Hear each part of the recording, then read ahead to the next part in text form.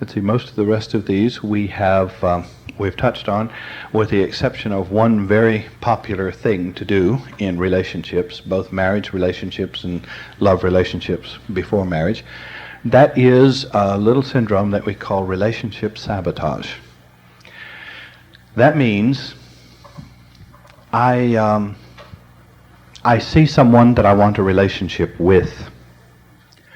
Perhaps I don't love myself enough, and I'm frightened that that other person won't like me,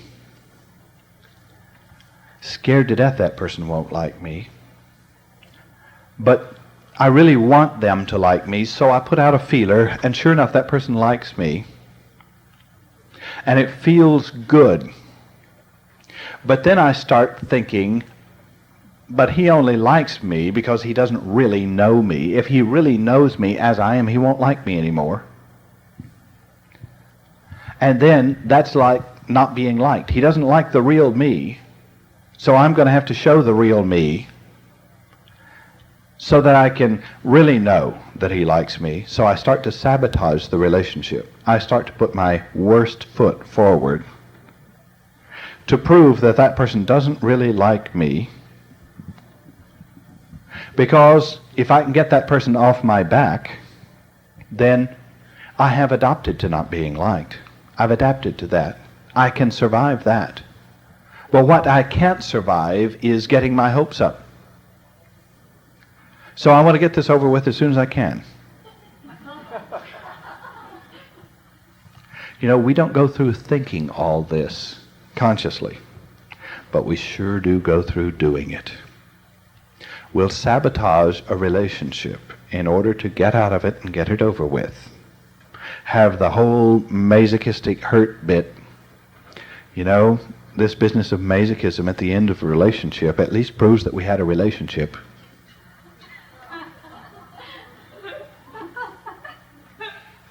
Doesn't it get amazing how sick we are in forming relationships and bonds in our society? It is a mess. It really is. See how important it is to become whole and self-accepting, to have love consistently all the time. It's just so important. We'll form wrong relationships on every level, with boss, with employers, with employees, with friends, with neighbors, with school teachers. I think there are more parents with wrong relationships with school teachers than children. And children's wrong relationships with school teachers are very often the result of the parents' wrong relationships with the school teachers, and even that is based on authority figures, not school teachers at all. Poor little school teacher had nothing to do with your development of a wrong relationship with authority figures, and here you come down on her and teach the children that she has no right to do so-and-so to them, which was all right with them till it insulted you. We do all of this sort of thing as a result of having wrong relationship with self and source and parents.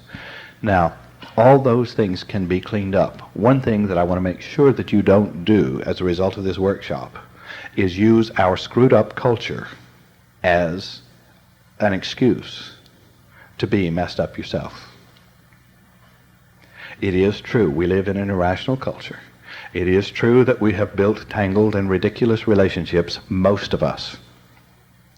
It's also true that we can untangle, unravel, and develop a right relationship with self and others right now. And there is no good reason not to. On the other hand, if you choose not to, there is also no good reason to feel guilty about it. So I don't want to give you that excuse either. I'm not suggesting that you get into feeling guilty or that you get into blaming society. What I am suggesting is that you begin to clean up your relationships now with yourself and with others. And as a result of that, live the beautiful life that comes out of cleaning up relationships. Now, let's take questions from you. Would you comment on the bond, karmic or otherwise, created by abortion? And one other thing, would you, and if it can be broken, Okay. would you comment on what kind of a program you're giving in Virginia? Something about it? Okay. All right, first of all, to deal with abortion. Boy, I could really get in trouble on this one, couldn't I? Let me try to explain the relationship between parents and the entering soul. Before conception, or at the moment of conception, either the prospective entering soul may be attracted to a mother, and that soul in interaction with the mother may be the very reason for conception. In other words, the soul wanting to enter can plant the desire in the mind of the mother to become pregnant. So, first of all, abortion can occur before conception. Did you get that? That's the first stage at which abortion can occur. In other words, you can simply refuse to conceive in obedience to this soul that's wanting to enter. And personally, I think that's quite all right. Now, next stage. As a result of this prompting, perhaps, or even without the prompting, it's not always a result of the prompting of the soul that wants to enter that conception occurs. But with or without that, conception now occurs. What occurs for the next few months is a developing vehicle that is an organ of the mother's body with energy given from the father. And the father, whether he's present or not, participates throughout the entire time in providing energy for the development of the fetus. It may be more energy and it may be less energy, and the presence of the father or the absence of the father will have a great deal to do with the development of the fetus, physically, mentally, and spiritually. Now, if that biological mass in the mother's body is aborted early in the relationship, what you have done is, or at any level we should say, you have not killed a person occupying a body. You have deprived a being of an opportunity to occupy a body. Then the question becomes, when does the soul occupy the body of the fetus? That is impossible to answer because the occupation takes place at different times by different souls. Many souls enter at birth, at first breath. Many souls enter from time to time, enter and leave again from time to time during the last stages of pregnancy. Most souls do not occupy the fetus consistently through the 9 months of pregnancy, and if it did, it would be a very unevolved soul, a soul that doesn't yet know how to relate to the physical body. But it doesn't often occur, and it's not something that we can really take into consideration. Now, personally, I think that considerations about abortion should be based on that kind of relationship. The mother and the father have a relationship to the entering soul. It should be 3 people making a decision about birth and not 2. However, the decision of the entering soul is usually expressed in the fact that abortion doesn't occur naturally. If abortion should occur, it should occur by the agreement of the mother with the child that she is not an appropriate vehicle at the moment, and then it should occur naturally. Of course, very few people have that kind of development and control, and if they did, they usually wouldn't have gotten into the situation in the first place. So it's a very confused issue, and there is no right answer to abortion questions. As to the karmic need, it should be fairly obvious. If I have made a decision to abort, I have that relationship coming to me. In other words, when I want very, very much to enter this plane in order to accomplish what I'm coming to accomplish, I may experience the loss of the vehicle that I was preparing to enter in. The vehicle that I was going to occupy will be aborted. That's the karmic relationship for abortion. Okay? What about children that you lose in childbirth after being pregnant like 6 months, and it wasn't something that you really thought about consciously, but you lose a child like at 6 months, and you have a child at 6 months that lives and a child that dies at 6 months? Okay. In any natural abortion or premature birth or death in early infancy, the healthiest perspective for the mother is to realize that some of the things that a soul may need to experience in a lifetime can be experienced in the process of birth itself. In other words, if that soul was with you, in you, for 6 months, and then left, it's very possibly because that soul accomplished what it came to accomplish, and you were a vehicle to allow that expression. That's a possibility. Another possibility is that conditions were not right for the entry of the soul, and it aborted. A child that was born prematurely and died could be a number of different things. One possibility is that the child experienced as much as it needed to experience, and a greater tragedy would be if the child lived and built more karma that it has to live out in the future. A child leaving when it is finished is not tragic. It's graduation.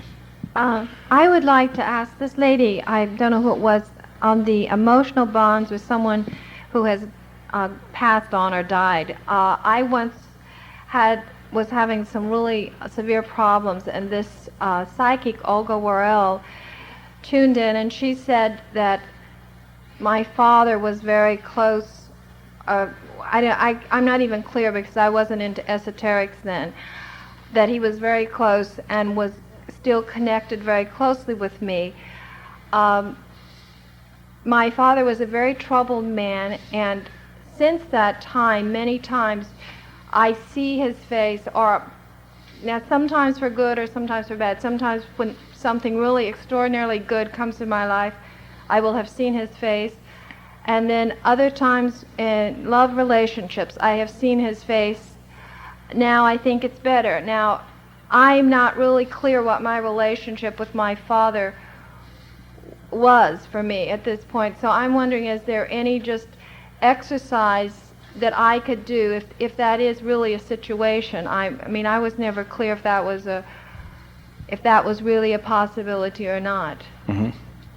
All right, I would suggest as an exercise that you sit down in meditation, image your father, image him first a long way off, and have him walk toward you. First thing that you should do is see how close he will come, whether he comes very close, and how you feel about him coming very close. The closer he gets, the more you can be aware of how you feel about him being that close to you in your meditation experience. And once you have invoked his presence in that way and can see the image and feel that he is present, simply talk with him. Ask him what his relationship is with you, and ask yourself what your relationship is with him, and see if you can make the relationship whole now. That's what matters. Not what your relationship was, not what it has been over the years, but right now. You can make that relationship to become what it needs to be for you to get on with it. You need to know whether your father is still close and still participating in decisions and directions and influencing you and so on. And you also need to know how you feel about that, if he is. And my suggestion is that you release him completely and visualize yourself cutting the cord. and not accepting his presence when it returns. Not out of fear, not out of anger, just out of appropriateness for you to make your decision and get on with your life. First, I'd like to thank you for enlightening me and answering a lot of questions that were not answered before. But there are a few questions that I would like to ask that I'm puzzled. When a soul decides to choose a parent, since there are millions of sperms, the soul have to pick one sperm out of a million.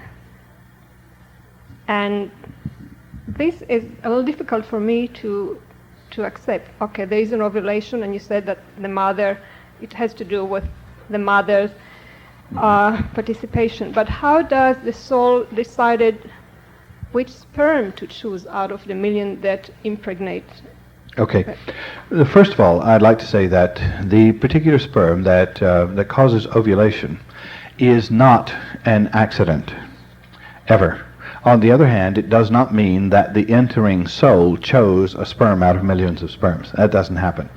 What does happen is this. By the way that you are living your life and handling your opportunities right now, you are establishing conditions. Those conditions that you establish in the living of your life are automatically in motion and are the matrix in which a sperm meets an ovum for fertility in the future. It is the condition that chooses the sperm, not the consciousness of a mind. Would you explain about the birth control pill, what that does to the system and what we can look forward to in the future as to what that does to the female body? I really wouldn't want to lay that trip on you. I just don't. I don't know anything good that comes out of the use of birth control pills. The reason I say that is because, you see, unfortunately, medical science and academia have refused to recognize the fact that there are 7 wheels, and these wheels are antagonistic to one another in the direction that they turn, and the result of their turning and the rates of their turning is an endocrine system in the body. And the thing that is most agonizing of all with medical science is that it doesn't seem to realize the interrelatedness of one of these gland systems with the other. There is a belief, for example, that we can remove the testicles without affecting the pituitary. I think it's foolish. I think even medical evidence denies that we can do that. But we tamper not only with whether the glands are there surgically, but we tamper with their production, and we stimulate the adrenals and think that's not going to make any difference to the pancreas. Of course it's going to make a difference to the pancreas. We stimulate the pancreas and think that's not going to affect the adrenals. We stimulate the pancreas and think it's not going to affect the ovaries. There is no single endocrine gland that can be affected without affecting the whole. And the worst part is that we don't know how, that is, endocrinologists don't know how to rebalance them again. Once they have become unbalanced, endocrinologists do not yet know the optimum relationship of gland to gland and how to establish that. When the endocrine system becomes imbalanced, one of them in relation to another, it's like some kind of delicate timing device that one little aspect of it being out of sync with the whole will affect the whole. And I mean really the whole, the entire thing, mentally, physically, emotionally, spiritually, and so on. Birth control pills are deliberate tampering with the productivity of the endocrine system, deliberately suppressing certain natural actions of the endocrine system. You don't do it without throwing the entire endocrine system out of whack. It has to happen. And the use of birth control pills over any length of time I'm very certain will produce detrimental effects in any woman. I don't think any woman can escape it. What you can do is rebuild. And I think the best rebuilding for the endocrine system for anyone is yoga. Yoga is the only system that directly and deliberately works on all 7 endocrine systems systematically to try to balance one with the other. However, if you're going to work with yoga, I'm not suggesting that you go to a yoga class taught by a neighborhood lady. I am suggesting that you go to a yoga master who can touch your pulse and know the balance of your endocrine system and design your relationship with yoga accordingly. And there aren't that many of those, but there are a few. And I think anyone who has worked with any endocrine imbalance for a period of time probably needs to consider that. A vasectomy will also upset the balance, but considerably less and in a different way. It's considerably less complicated than what birth control pills are doing with a woman, but any natural technique is better than tampering with nature in any way. I doubt that you can do vasectomies over any period of time. Here's an effect that we haven't even touched on in the workshop, really.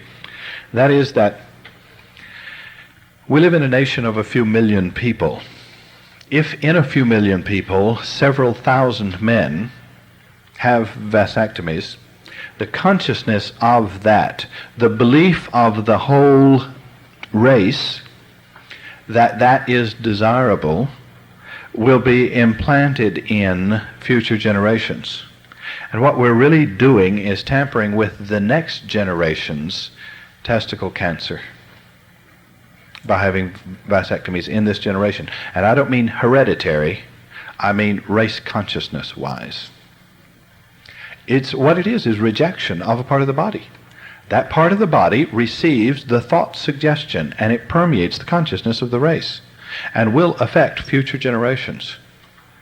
The ancient Hebrews talked about that a lot and said you don't do anything wrong without affecting future generations. That's that sort of thing. So natural birth control systems are the sensible systems, and of course everyone is nervous about how dependable they are. But the whole thing is we're talking about an exchange that has a basic purpose. And what we're all asking is how can we have that exchange and abort the basic purpose? Well, honey, your question is a violation of a principle. Just the question. Sexual relationships were not designed for entertainment, although they are very entertaining. And to try to use it for entertainment by refusing to recognize its basis produces a conflict in us. Now, I think what we can do is find ways that are mutually satisfactory, that are not procreative. I am not saying that you should never use sexual expression for entertainment. By all means, you have a license to do so if you're married. I don't know where the state ever thought that it got its right to tell you that you can now do procreative things for entertainment, but it did. And so the state says that's all right. Even some religions say that that's all right. And I'm not going to argue. I think it's immensely entertaining.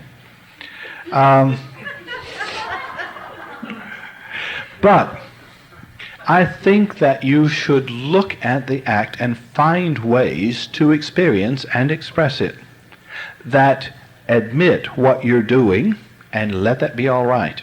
I think one of the healthiest things that a husband and wife ever can do, and this seldom happens in marriage, I mean, you get married and you have all these embarrassing things, especially if you grew up in families where nudity was verboten and all that.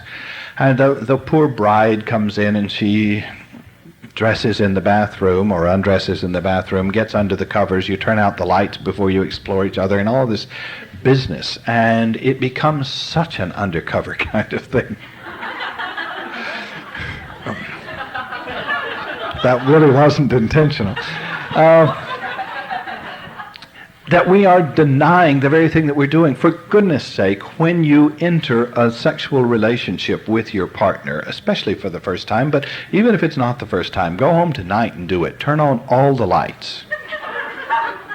Turn on all the lights, and first of all, honestly, very honestly, directly, and openly explore one another's bodies. I mean, really explore, really get intimate. In anything that you're curious about, look at and feel of. I mean, really explore with curiosity. Get rid of the denials. Get rid of the dishonesty in your relationship. Get rid of the fears, because, goodness gracious, you cannot come together with fears and revulsion without putting that into the act and even into the child that is a product of the act. You give birth to the kind of energy you are expressing. And remember, there is no such thing as a sexual relationship without birth. No such thing. Even if you use birth control methods, all you do is that you control the multiplication of cells, but you didn't deny birth. Something was given birth to. A living thing, a living consciousness. That is the combination of the consciousnesses that the two of you put together. It's there now. Now you're going to have to deal with that birth, because it's going to go with you. It's attached to you. It's going to follow you around. It is your link. It is your bond with one another.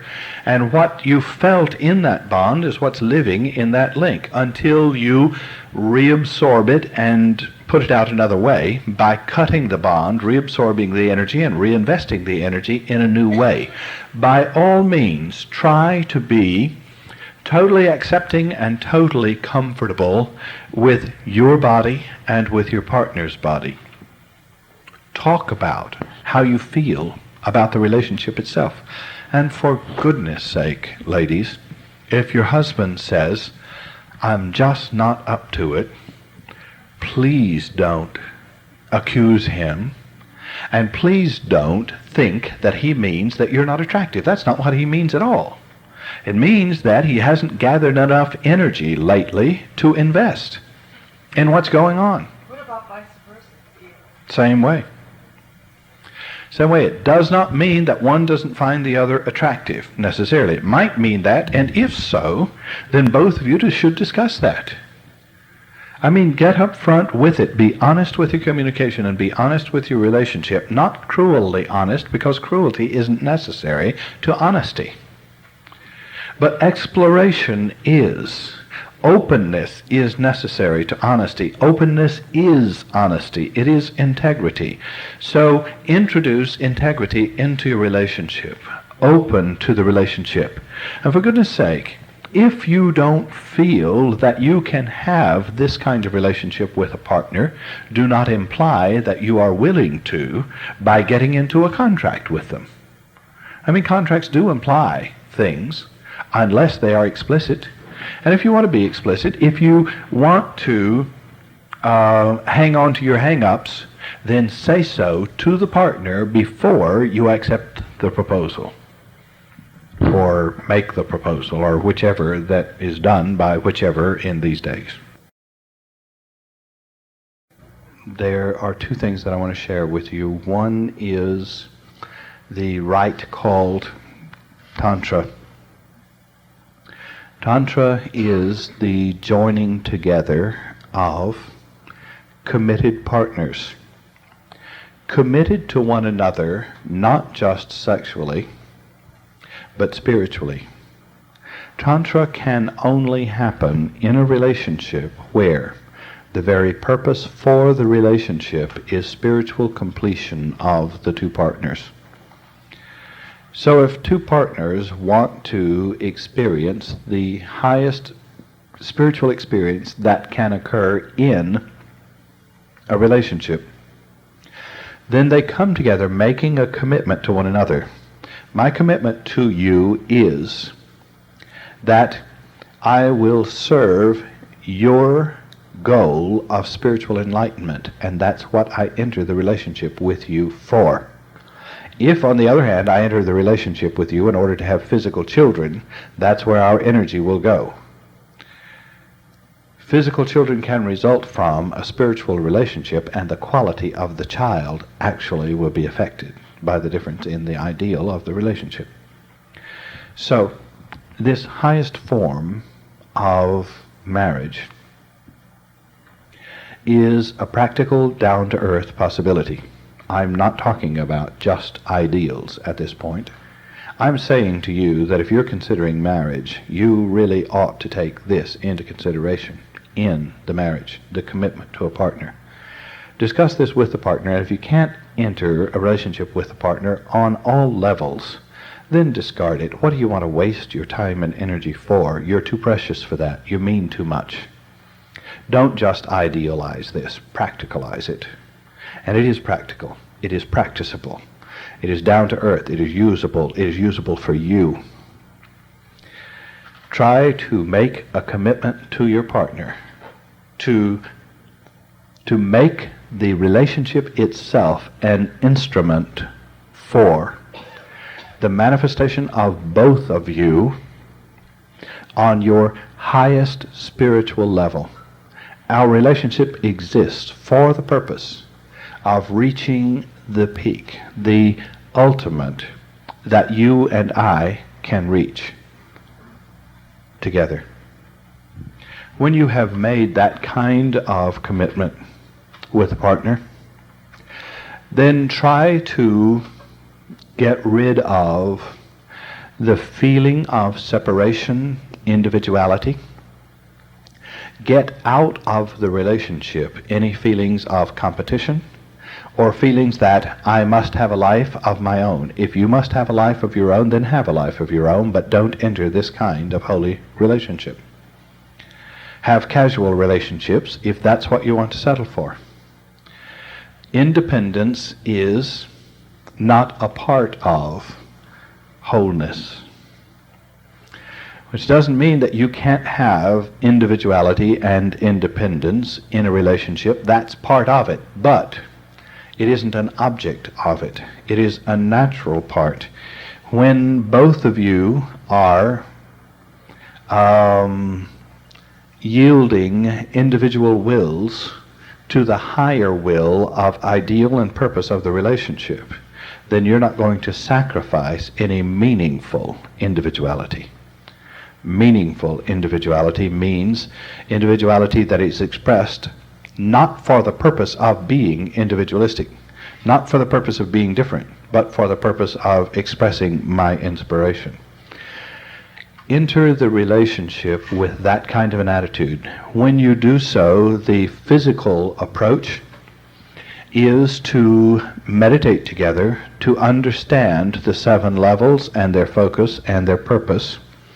Understand as we come together in this initiation experience of our relationship, we are going to combine energies physically, and then we're going to see if we can focus our thoughts, our feelings, our awareness, our consciousness on a 2nd level, and feel the stimulation of that level, and the 3rd, and the 4th, and the 5th, and so on to the crown, until sitting face to face in a relationship, embracing one another, we lift our consciousness and our purpose to the highest ideal that the two of us can focus on. Bring that kind of purpose and focus into the relationship in such a way that there are no hidden parts, there are no secrets, there are no parts of me that are not yours, there are no parts of you that are not mine, there are no things that I hide from you or keep private from you, or are pockets of resistance in the relationship just waiting to erupt. You can enter a relationship that is whole by being whole yourself and by wholly entering the relationship. And wholly entering the relationship by giving yourself unselfishly and accepting from an unselfish partner, you have the opportunity of experiencing something that human beings rarely experience. Now, that doesn't mean that it is just idealistic and non-practical. It just means that most people don't bother. And not bothering means that you settle for less. There's no point in settling for less when there is a fulfilling experience available to you. Look for it and enter it.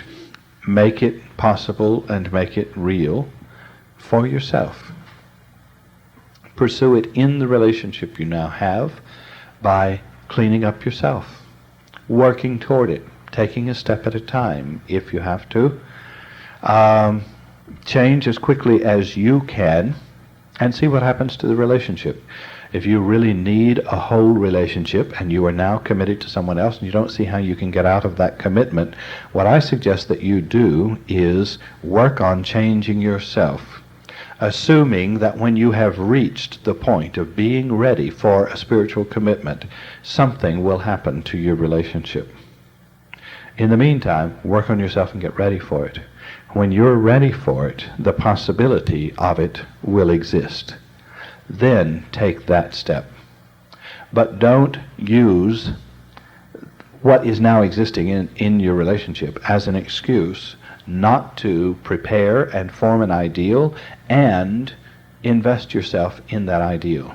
You have a right to it, and you should experience it.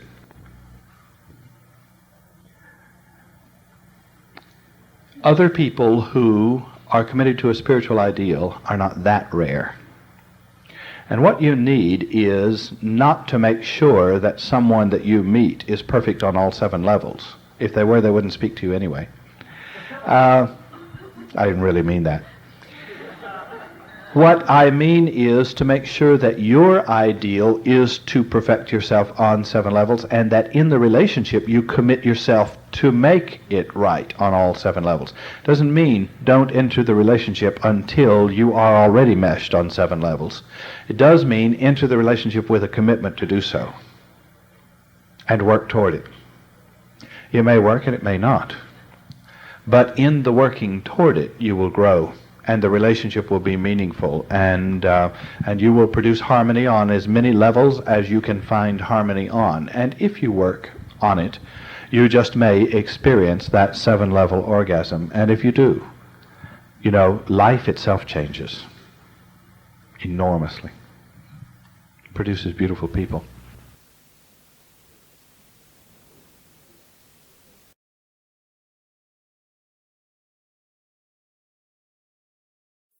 With your eyes closed, totally relax, and begin to image a meadow, a beautiful place that you find pleasant to visit. And I'd like you to do more than just image this meadow. I'd like you to go there. See if you can project your consciousness to a meadow so that you are experiencing that meadow more than you are experiencing this room. Experience a green meadow, lots of green grass, beautiful color, hills in the background, a sky overhead, clouds floating. Get there. Try to make it so real that you're experiencing it. Make it so real that you can feel the breeze in the meadow. Now notice as the breeze blows, the grass changes color. A little breeze blows the grass and it changes to a lighter color as it waves in the breeze, and you can hear the grass rustling in the breeze, and you can feel the breeze on your skin, and you can feel the warmth of sunlight on your skin. Make the meadow very, very real. You can hear it and you can feel it. You can smell the freshness of the air. You hear the sounds. See it, touch it, smell it, hear it. There's a brook, water bubbling and gurgling, splashing, singing over rocks, tumbling. Listen to the trickling, singing, laughing sound of the water. See if you can hear it. Remember what water sounds like as it washes and gurgles and bubbles over rocks? Trickling, singing, listen to the sound.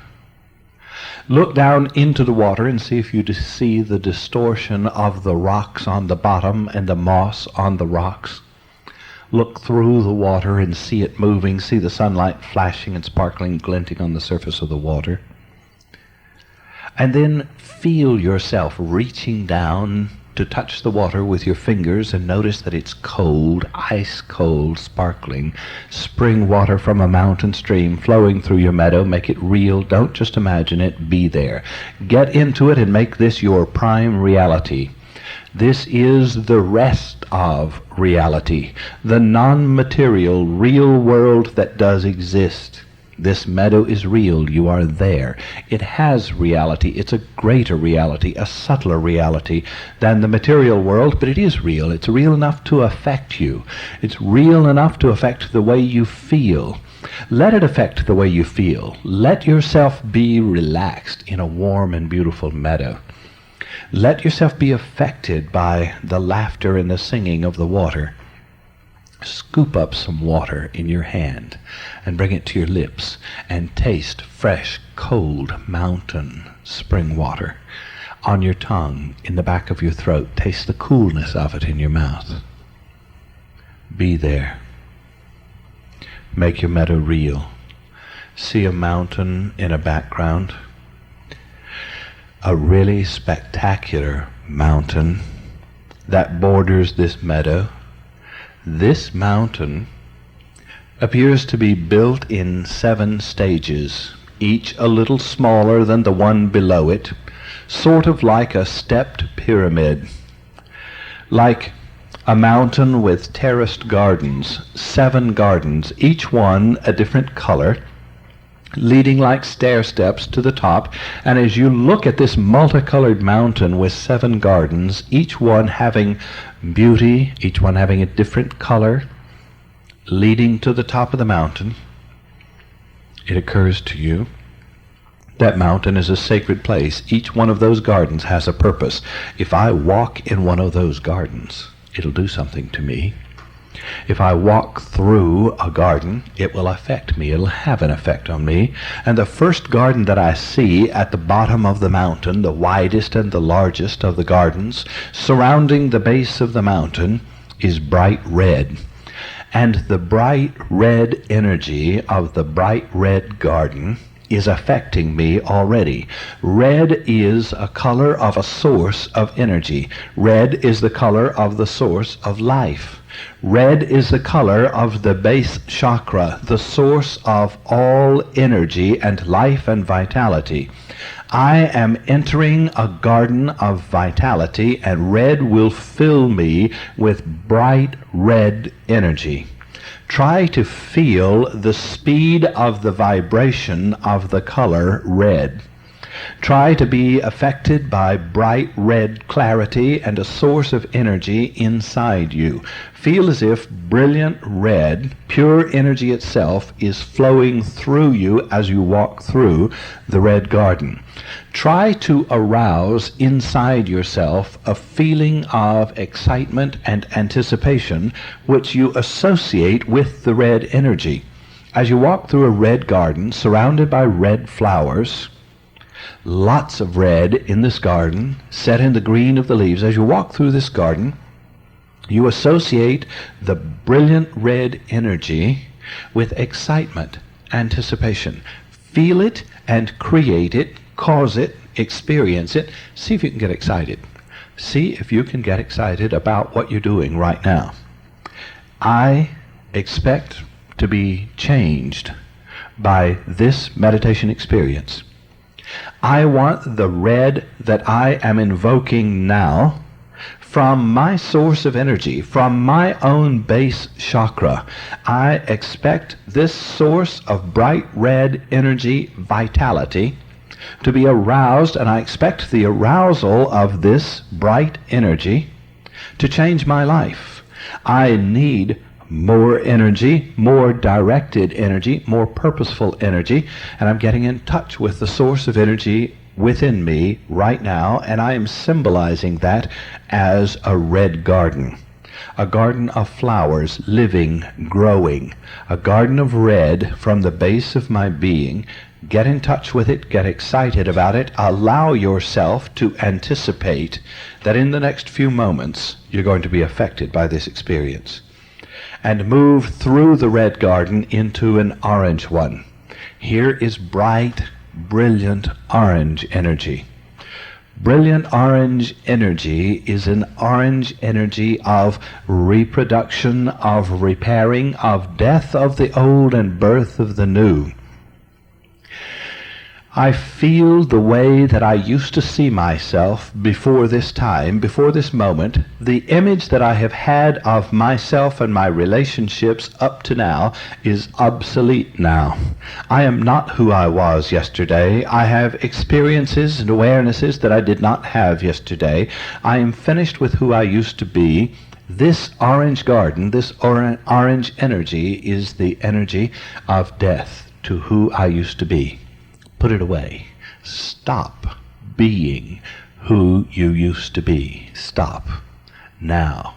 Stop identifying with the weaknesses that you used to consider yours. Stop identifying with the habits and the limitations that you once accepted as being a part of your personality and part of your abilities. Stop identifying with the things that you used to say, I can't do. Stop being who you used to be. Be finished with that. Even the good is finished because I'm moving to better. I am moving from beautiful to more beautiful. I am moving from good to better. And the good that I was is now finished. I have had that experience, and I am stepping on to new experience, like a child going to adult, not because child isn't good enough, but because one does not remain a child and grow. Stop being who you were yesterday. Put that away as if burying it, as if it is dead and finished. And move beyond the orange garden a little higher up the mountainside. Now, you're floating, you're lifting, you are arousing energy. The energy that is coming into a brilliant yellow garden now was born in the red garden. You are arousing and lifting the energy from the base of you into a new place. Take the energy from its source with you into a yellow garden and fill this brilliant yellow garden with life and vitality and energy. Yellow is a color of sunlight and of cheerfulness, of outgoing, of shining, of reaching out, glowing. The energy of the yellow, let the yellow energy shine in and through you and out of you, as if you were the source of the brilliant yellow energy of the yellow garden, like you're the sun. Feel it. The yellow is new life. New life that has resulted from the death that just occurred. You are no longer who you used to be, but you are now who you are becoming. I am becoming new. I feel new beginnings, new life, and that feels like yellow to me. Brilliant, sunlit, yellow energy. Feel as if you're starting over. I'm brand new. I don't even know what I'm going to be yet. I just know that I have started a new phase in my life, and that's the expression of yellow sunlit energy. Move beyond that now into green energy. Green is a color of blending, of balance, of harmony. I am bringing together a fulcrum color, healing, restful, regenerating. In the green garden, I feel as if there is a source of life, a teacher, a presence that is like God, with me. I'm not alone. And I join myself to this energy of divine presence and say, I'm glad you're here. The other part of my mind, the part that is not a result of physical experience, but the part that was the source of physical experience. So the result me is married in this green garden to the cause me. And the cause me is like God himself walking with me through this garden. The two of us joined together, wrapped together, hand in hand, arm in arm, touching, moving higher through a green garden into a blue. Find yourself surrounded by the clarity of blue. Clear, rather dispassionate, where things are revealed, where I can see clearly and feel clearly. I feel as if because I have joined myself to the source of life and awareness, to the source of thought, that I can see clearly. I can understand more clearly. I can perceive. I feel better. I feel assured. Move through the blue garden into the violet. If it is true that I can see more clearly now, perceive more clearly, then I also take on more responsibility. So I give myself to the expression of what I discover. I will take responsibility for knowing and for acting on what I know, and the violet garden lifts me to the top of the mountain. See if you can feel as if you're going as high in consciousness as you are capable of reaching. Let yourself go higher and higher and higher, as if you were floating up to the peak, to the topmost point at the top of a mountain. There are clouds beneath your feet. You have come to the highest point, and the sun is here. You stand as if the brilliance of the sun were at the top of the mountain, and it shines around you. You are in light so bright you can't look at it, and then you realize it's as if I swallowed the sun, because the light is shining from the center of my being. The sun is coming out of me and shining and lighting up the top of the mountain, lighting up the world. There's a temple up here at the top of the mountain. Walk across the top of the mountain, the highest point. Find a footpath and follow that footpath until it comes to a quiet, reflective pool where you may wash and prepare yourself, and cross over the pool to the other side, and there is a temple.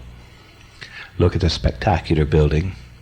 This temple is the place where your soul lives. The temple is you. You are the temple. And a spirit of holiness, a spirit of God, a spirit of creativity lives inside that temple. Go inside. Open the door. Go inside yourself. Into the temple, into the quiet place. And inside there, you will find there are two presences. The receptive mother, you. The receptive quality in you that can give birth to thoughts, to creativity, to imagination, to inspiration. The mother you that has a womb can carry inside it thoughts that incubate and give birth to projects. There is a female you.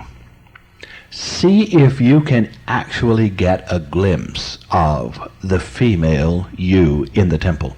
The female counterpart of you is that part of you that will accept input, ideas, thoughts, descriptions from others, will incubate that in the quiet, and will give birth to understanding.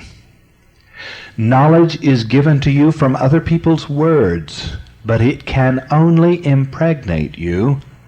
Wisdom is the result of birth out of this womb.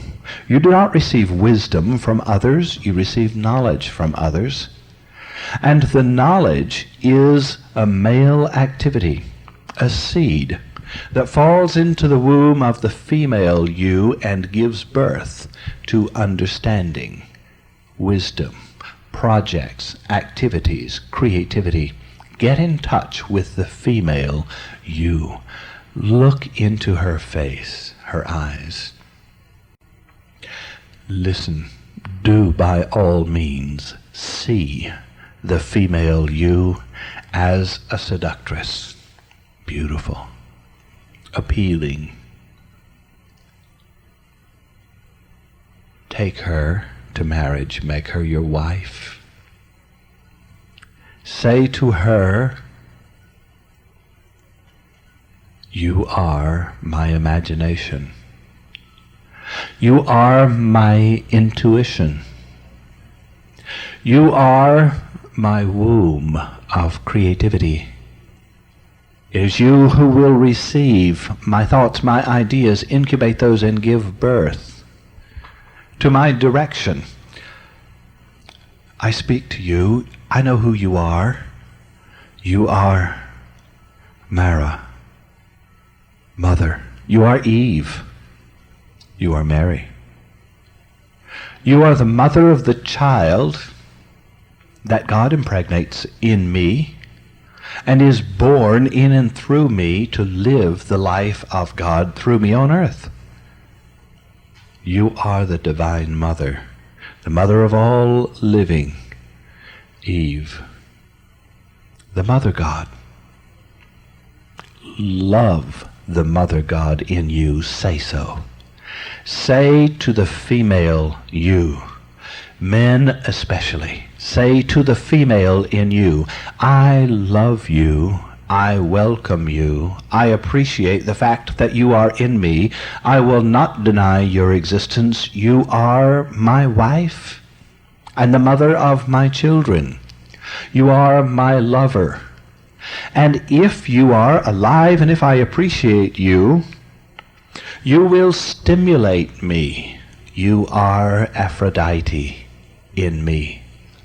And you will cause Apollo, the sun, cause in me to come to life. You are my wife, mother of my children. Now, women, say to the woman in you, I have a man in me, and you are his wife. Apollo lives in me too, and you are the mother of my children. I love you. Aphrodite, you will stimulate the male in me to activity. And then you will become Persephone, the quiet one. And the seed will lie in you, and then you will rise from the water and give birth to a child. You are the mother in me, and I love you. You are Isis, unveiled. There is a man in your temple. See the male you. The male you probably looks like an idealized version of the way you look. Ideal body, ideal appearance, a beautiful, potent, virile man in you. Women, speak to him. You are Apollo. You are the sun. You are the cause. You are the origin. You are the father. And the mother in me, when she becomes Aphrodite, stimulates you, you become turned on, you become a source of energy. Women, you need the male in you excited to life. If you are only a woman, you are only a vessel to carry man's ideas. If Apollo is alive in you, if the Sun King is alive in you, then God the Creator, the source of life, is yours, and your life matters. Not because you are a woman, but because you are a whole being. Because you have a Creator in you that can use the vessel you to give birth to ideas, to new understandings, to creativity, to progress of this world. There is a masculine creator, nature in you. Love him. Become Aphrodite to him. Stir the creator in you to life and become receptive to him. And men, speak to Apollo in you. Speak to the male in you, that in you which is determined to accomplish something, to make life matter. Speak to that in you that has determination, inspiration. Aphrodite in you will tempt him. will cause the Creator in you to come to life and to be restless. There is a restless in you that will not rest until you have given birth to something that matters to this world. That's what you're here for. You are a vessel. You are a female. But there is a male in you that using the female you will give birth to something meaningful in this life. And having done that, you will have won the opportunity to go to the next life. Now, men, love the man in you. Welcome him. And welcome the woman. And see the interaction between the two parts of you. See if you can get an image between these two parts of you of what they are. And love them and awaken them again and again until they bear to you a son. And you shall call his name Emmanuel. God is in me. Emmanuel. God is alive in me. The child of the Creator and the mother in you. Welcome them, love them, see them, make them a part of you. Then give thanks. Give thanks to their source for these two parts of you. And with God in you, begin to descend the mountain again. Let's come out of the temple into the sunlight at the top of the mountain, across the mountaintop to the seventh garden, the highest point of the mountain, and look down on 6 terraced gardens stretched out into the valley below. And way down there in the valley, way down there on earth, you can see where we started this experience. And we're going to descend, bringing the nature of these two children of God in you, with you. Get familiar with them, make friends with the woman in you, make friends with the man in you. Be glad they're there, and come down together. You and they, the Holy Trinity, descending from heaven to earth in order to make a kingdom of heaven on earth. You are the Holy Trinity, descending to earth to bless it with your presence. Come down through the gardens, through the 6th garden of responsibility, the 5th garden of clarity, and the 4th of harmony, and the 3rd of new life, new birth, the 2nd of crucifixion, death, and the ending of the old, and the 1st, the source of energy itself. Come out into the meadow. The meadow is Eden. The meadow is earth. And then become aware of your physical body, earth. Fill it with your presence, all 3 of you, and breathe deeply and stretch and yawn and smile and open your eyes.